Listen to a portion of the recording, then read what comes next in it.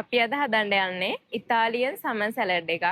මේක ලංකාවේ ගොඩක් අයට නම් හුරු නැති දෙයක් වෙන්න ඇති. ඒ වුණාට අපි දන්නවා ගොඩක් අය මේක ගැන දැන් දන්නවා කියලා. අපි මුලින්ම බලමු ඒකට මොනවද යන්නේ කියලා. මේ තියෙන්නේ පෙපරෝනි මේ තියෙන්නේ පෙපරෝනි කාලා බලන්න.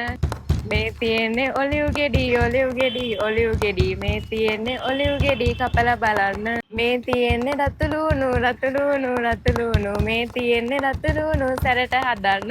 මේ තියෙන්නේ චෙඩා චීස් මේ තියෙන්නේ චෙඩා චීසි කරන්න. මේ තියෙන්නේ තක්කාලි මේ තියෙන්නේ ගර්කින් ගෙඩි මේවා දාලා ඩ්‍රෙසින් එකක් හදලා බලන්න. මේ තියෙන්නේ පෙනේ පැස්තා මේවා දාලා රස කරලා කාලා බලන්න. එහෙනම් අපි දැන් මේක හදලා බලමු.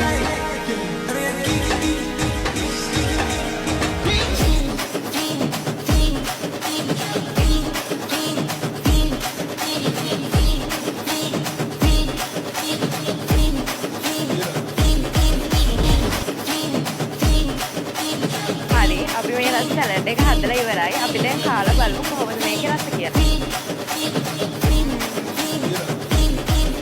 අපි මේ රසමලස සැලඩ් එක හදාගත්තේ ඔක්කොම ෆ්‍රෙෂ් ඉන්ග්‍රීඩියන්ට්ස් එකතු කරලා. ඒ නිසා ෆ්‍රෙෂ් වගේම ගුණවත් දෙයක් කන්න ඕන නම් වීඩියෝ එකට එන ඔයාලා ඔක්කොම මේ සැලඩ් එක try කරලා බලන්න.